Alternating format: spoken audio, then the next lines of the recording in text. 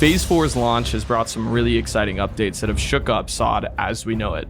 And with world bosses releasing, Blizzard has dumped even more news and changes on us that has the community in a bit of mixed reaction. Let's dive into why Phase 4 has some people thrilled and others not as excited. Alright, let's start this video off hot and address the elephant in the room. The Blackrock Mountain event sucks. From my experience, I've had to corpse run at least 3 to 5 times per dungeon just to get into the dungeon. It hasn't been fun, especially with a horde-dominated server like Crusader Strike. To be honest, it feels a little bad because Blizzard hasn't learned from previous events, especially STV. Personally, I've already had friends, family, etc. that wanted to come back for P4 that have already quit simply because they can't even run Blackrock Depths. And it's especially bad if one faction like Horde on Crusader Strike constantly dominates the mountain. This is the biggest complaint from the player base right now. Though there is some good news here. The latest news is that Blizzard will be implementing changes to the event, adding the Drained of Blood aura to the event, meaning moving forward each time you die, you will receive 20 seconds of speed and invisibility to reposition after a death. Pretty similar to STV. Now, on the PvE side of things, the Blackrock Mountain event's fine. You know, it's a different story.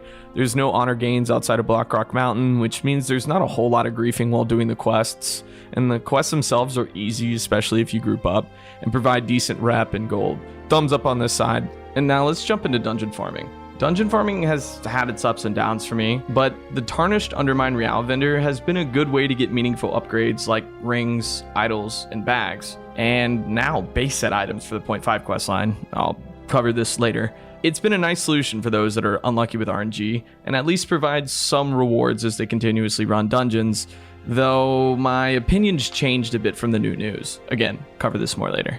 On the other side of things, itemization in dungeons just feels underwhelming compared to OG Classic. You know, except for a few pieces like the 0.5 items, Hand of Justice, etc. The player progression through dungeons just isn't as exciting. Items that were valuable in OG Classic now feel like vendor trash just because of the items that were brought from Sunken Temple and Nomer just are outright better for right now before we run into raids. And we're talking about dungeon difficulty. Running dungeons with guild groups, specifically for me, has been easy and fun.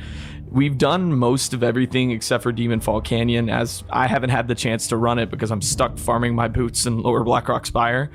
But guildmates have said great things about it, and the dungeon drops some really great stuff, especially for melee on their trinkets and rings, etc. Now, if we're talking about the 0.5 questline, farming it's been extremely grindy, especially with my RNG, but it's rewarding to complete the steps and get the upgrades. Big caveat here is be ready to spend a bunch of money if you haven't started this questline. I'm still on my 60% mount because of this.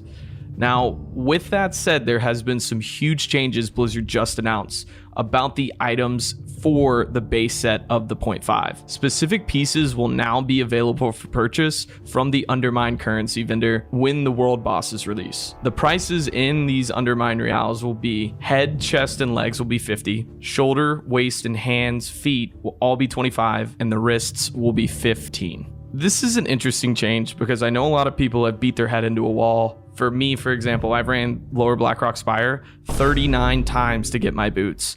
And now knowing that I can just purchase it for reals doesn't really feel great after doing that grind. Also, this will kind of tank the economy on the prices of the pieces that are BOE. Granted, gives a lot more people accessibility to get the items, so I understand both sides. Though again, it doesn't feel great to have done that grind and spent that much time farming out the pieces to know that everybody's gonna get it now just from running dungeons. Now, jumping into a different topic, the runes. The runes this phase have been way more forgiving than other phases, and you can correct me if I'm wrong here, but I'm not seeing any grinds even close to what the Dark Rider runes were. I'm still waiting on the catch-up runes, so Agron, please put that in soon, because I want to level my alts in the next few weeks, and going through and doing some of that open world may not be the best thing on a PvP server since everybody's 16 can one-shot lobies. Overall, I'm excited to check out the new world bosses this week and jump into Molten Core next week.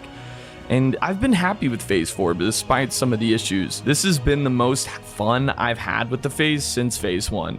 Granted, Priebus time and grinding Priebus is arguably one of the best times in game WoW, so we'll see how it progresses through raids. But enough about my opinions. How are you feeling about Phase 4? Do you love it? Do you hate it? Let me know in the comments below. I hope you all have a great rest of your week, and I'll catch you in the next one. Peace.